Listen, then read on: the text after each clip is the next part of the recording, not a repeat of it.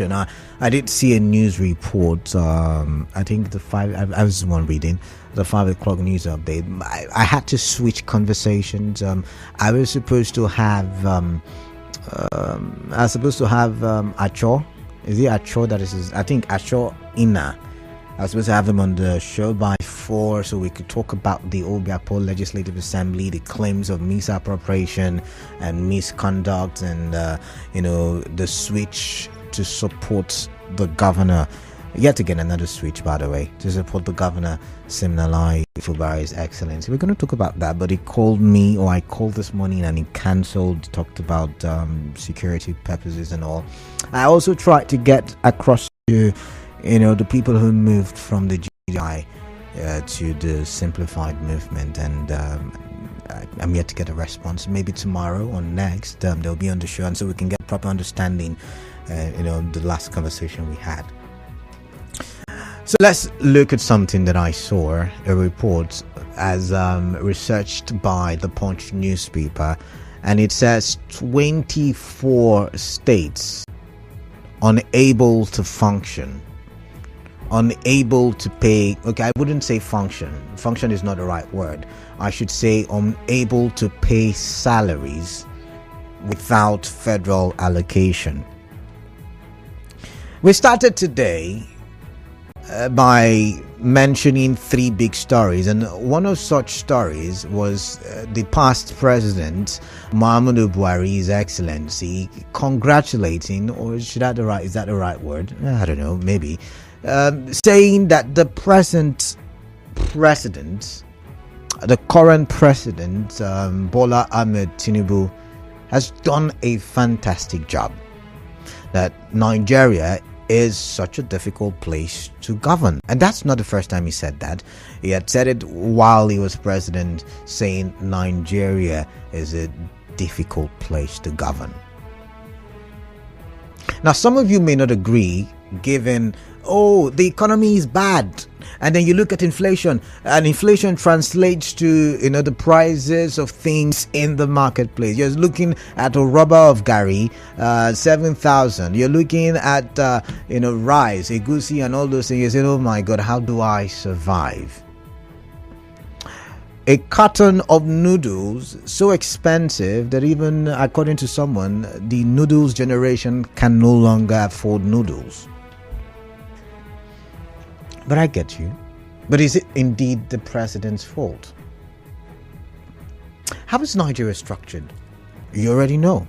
We have 774 local governments that make up 36 states, that makes up the Federal Republic of Nigeria, with a capital, Abuja, making it like the 37th state. And yet, when we complain, when we talk, we only focus our attention, we focus it on the central government.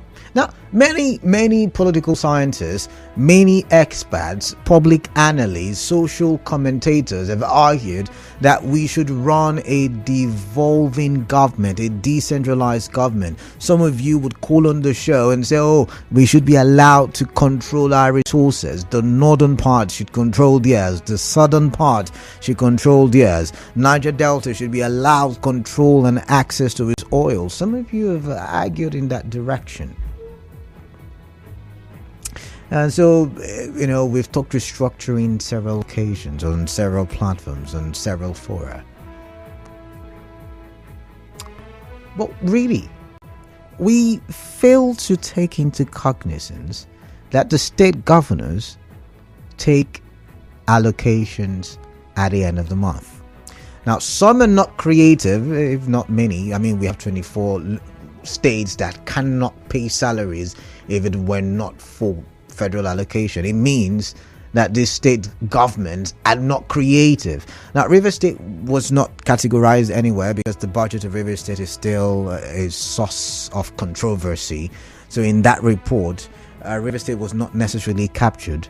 So we can say 24 out of 35 states. However, I'm really thinking,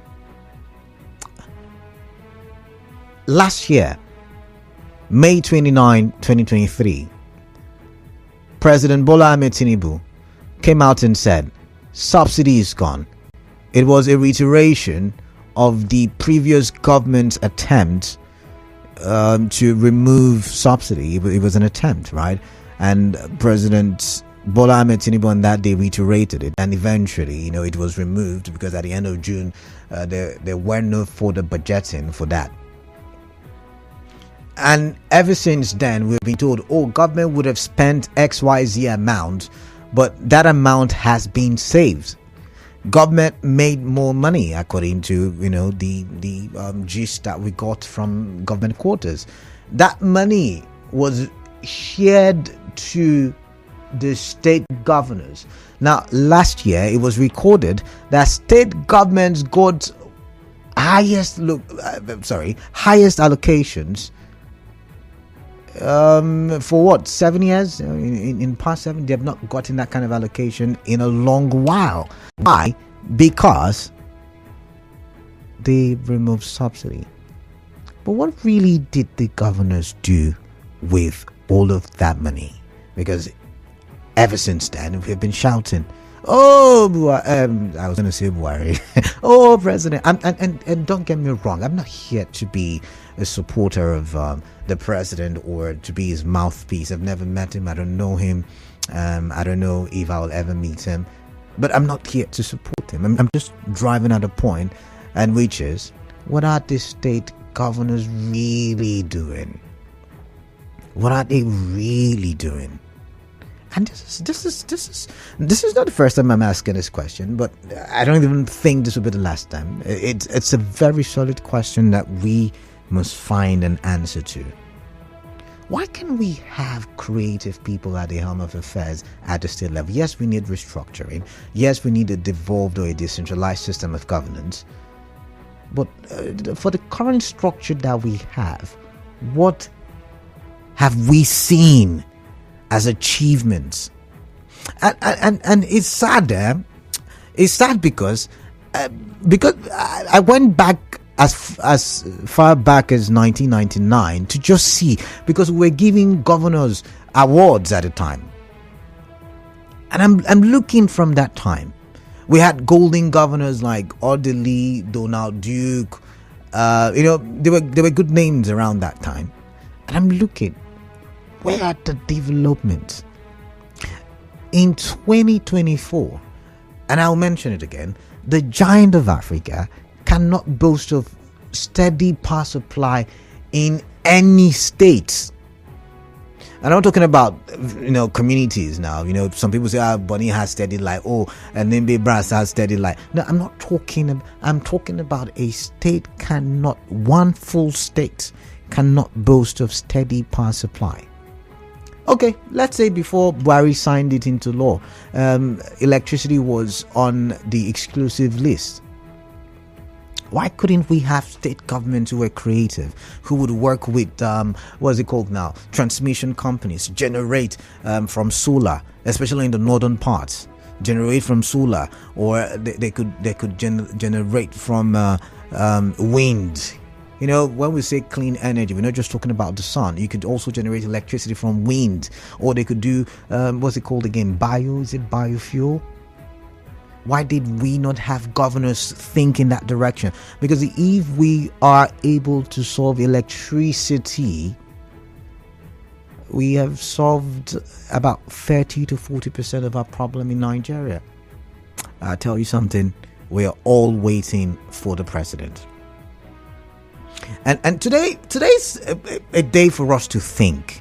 I'm not supporting anybody, like I said in the last conversation, and I keep emphasizing that so nobody misconstrues my conversation. We're not here to support anybody. If you do support, that's your business, that's your right. But I'm saying it's time for us to think. And I really want us to think, really I do. Imagine this happened, we would have had steady power supply. And like I asked some 2-3 years ago, I think on radio, if we had governments in the Niger Delta come together and build a refinery, or we had governments in the Niger Delta decide to own oil wells, or, I mean, there's so many ors.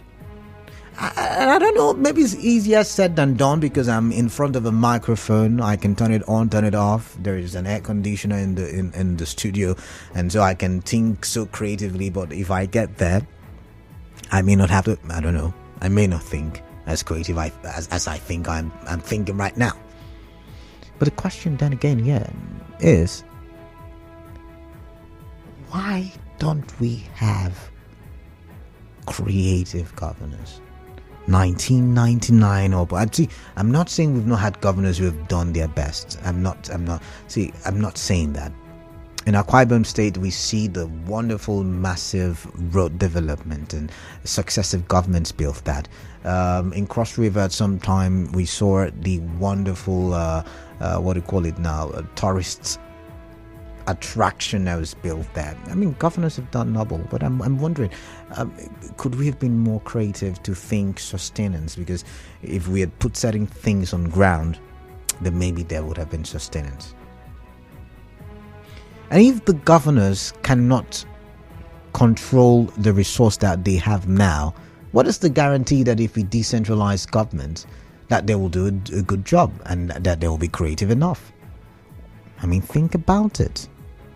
Even the federal government has not been creative enough for the past how many years? I mean, they've all depended, I beg your pardon, on oil for income of the country. And every one of them has done lip service in terms of diversifying. They come with the mantra of we will diversify, but they never do.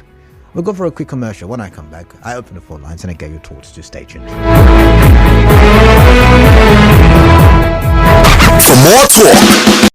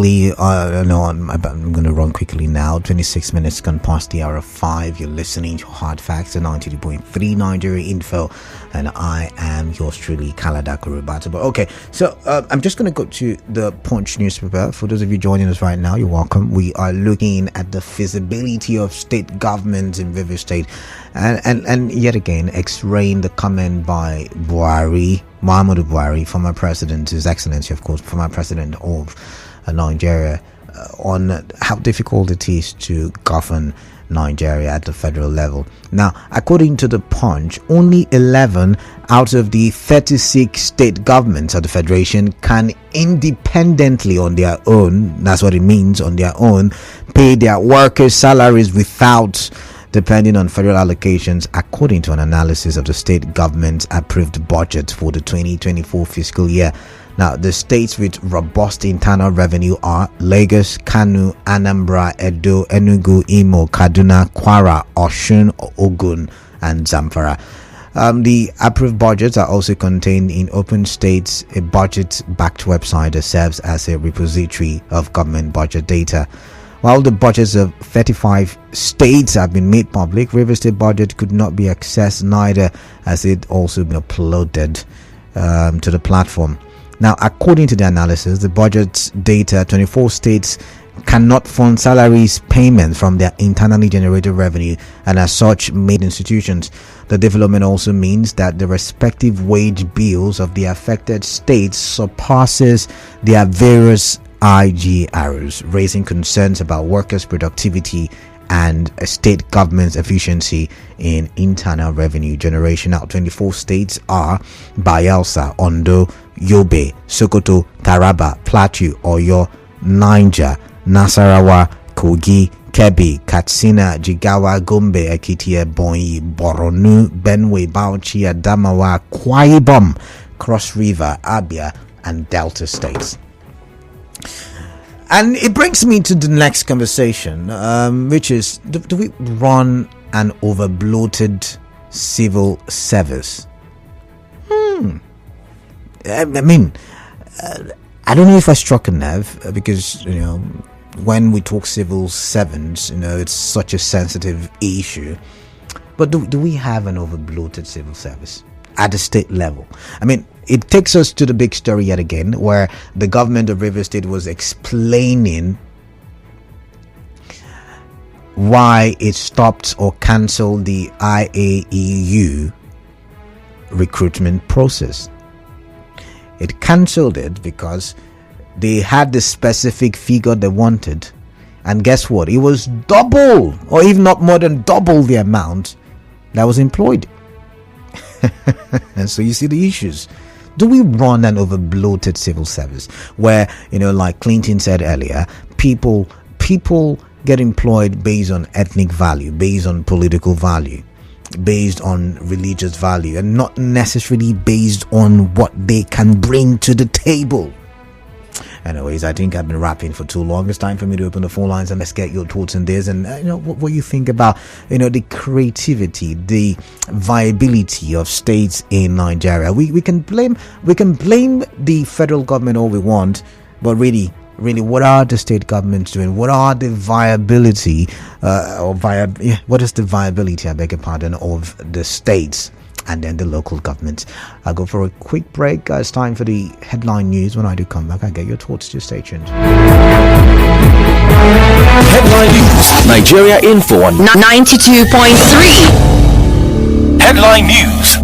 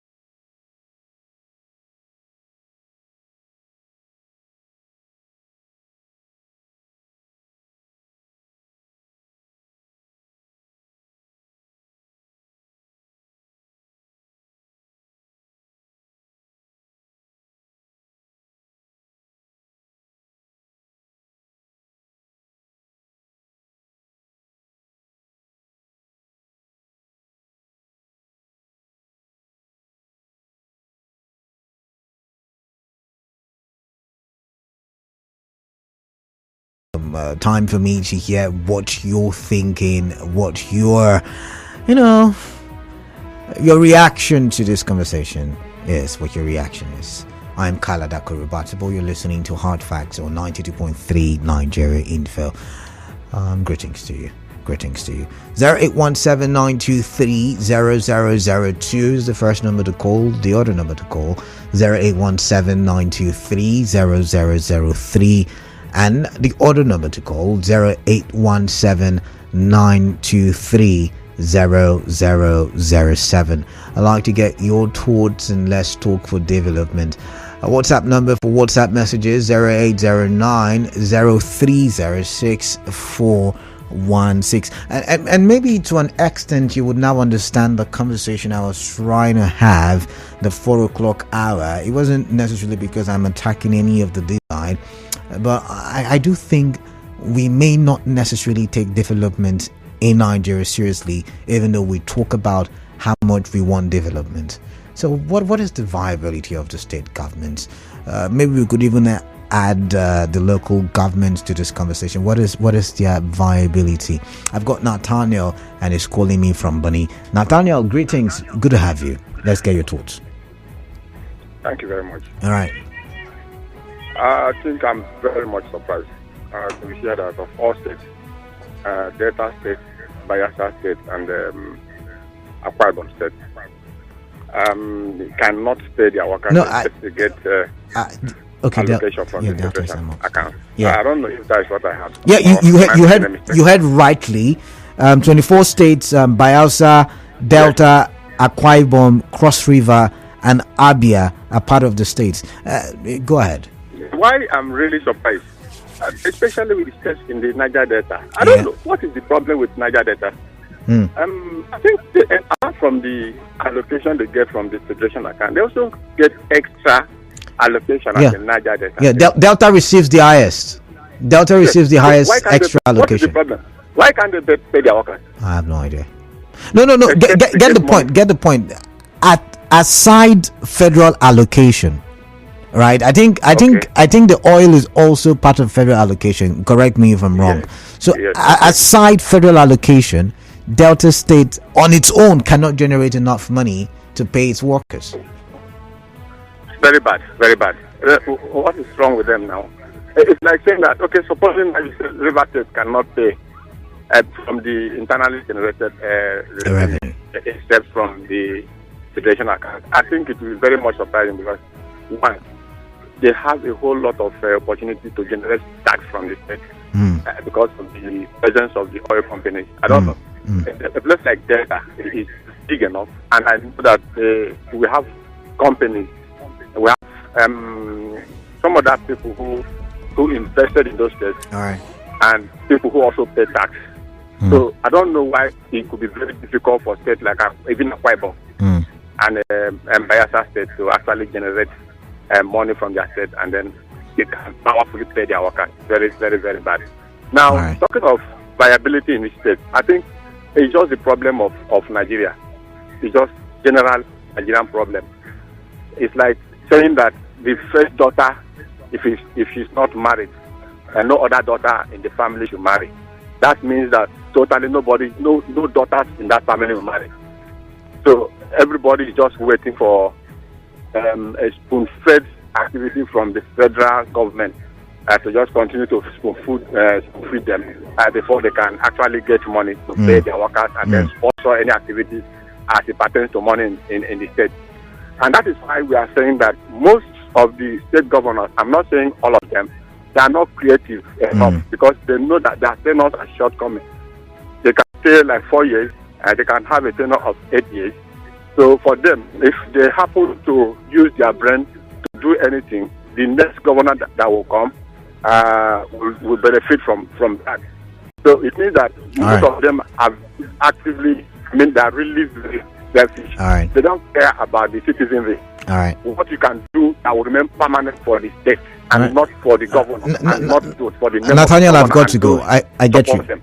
I get you, but I've got to go. Thank you very much. Clinton and Muriel standing by. Clinton, let's start with you. Welcome. Yeah. I think we have a big problem in Nigeria. The people are not asking the right question. The local government, what are they doing? The state government, what are they doing?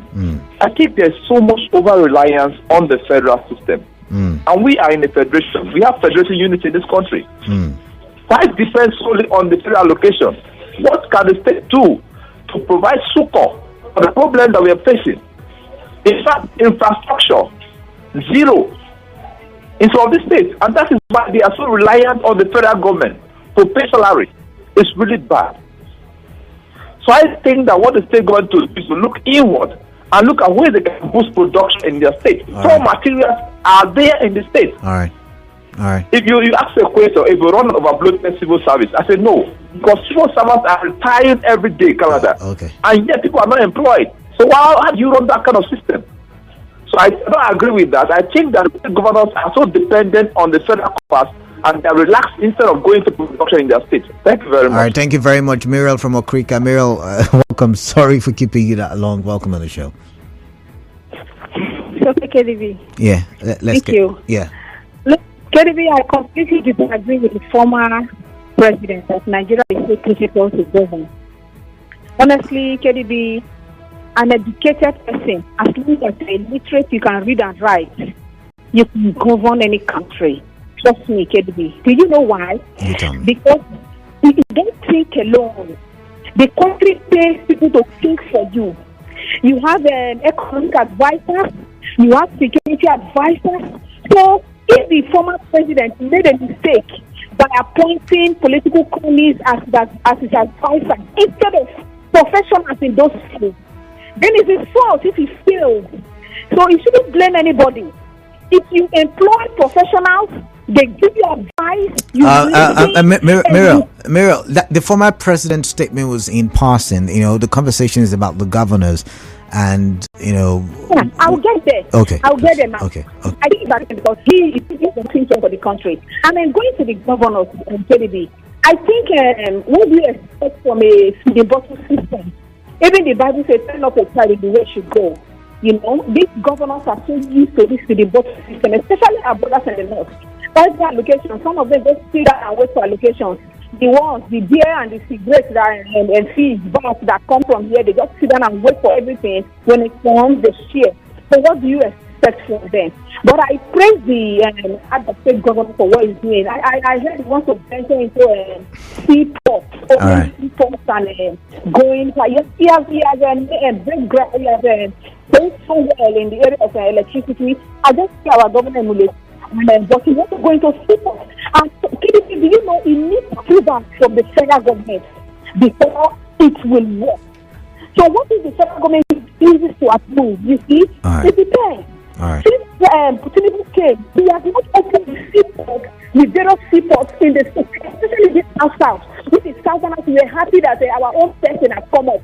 But up till now, he has used only the seaport in Lagos for function. And then the ones here that are closed down, functioning very minimal in capacity. So what do you expect it to be? I think it's the fault of the federal. This is what they started and the government are still used to it in that case.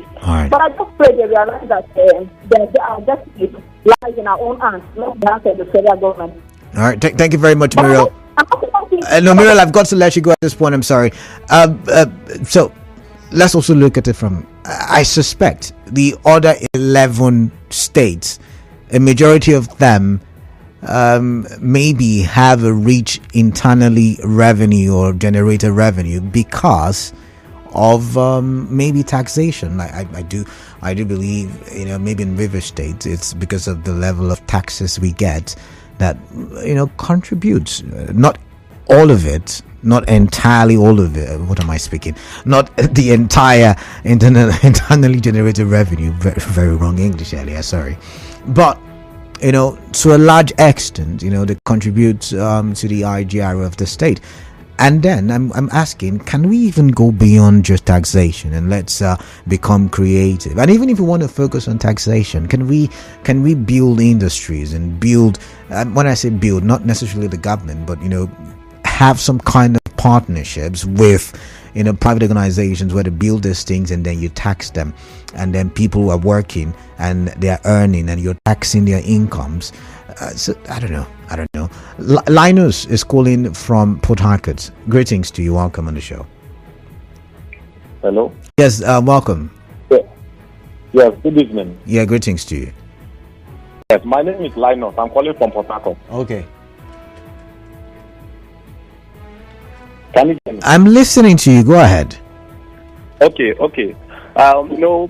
It amazes me to see that a state like Bayelsa State, where I come from, with just 8 local governments, less than 4 million people, cannot pay salaries to the entire generated revenue, with a lot of natural resources endowed around us.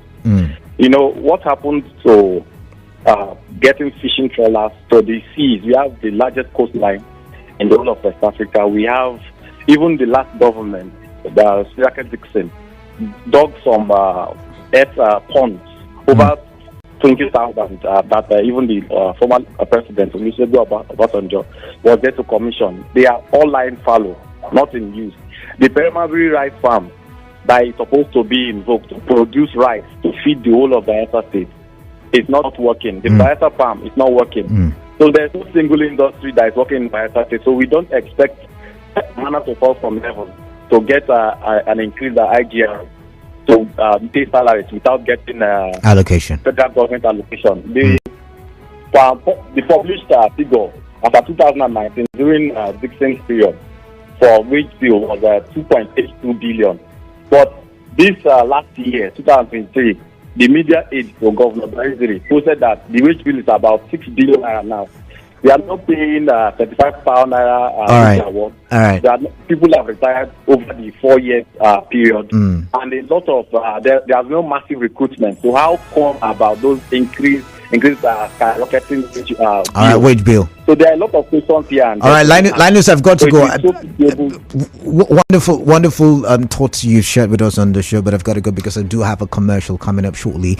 But before I go for that commercial, this one says, "Good evening, Canada Nigeria Info. It is the fault of the president. He should have done something about the refineries to ensure that they are working and producing locally before removing oil subsidies. But he and the cabals have agreed that the refinery should not be repaired. You can bet me Tinubu will not repair any refinery. Instead, he will prefer to be wasting money on sharing because that is the agreement." Abude George Rumaolu. All right then. All right, thank you very much. Moving on. Do I have enough time? I do not have enough time, but when I do come back from the other side of the news, because we have a commercial, and after that the news, I'll read your thoughts. Just stay tuned.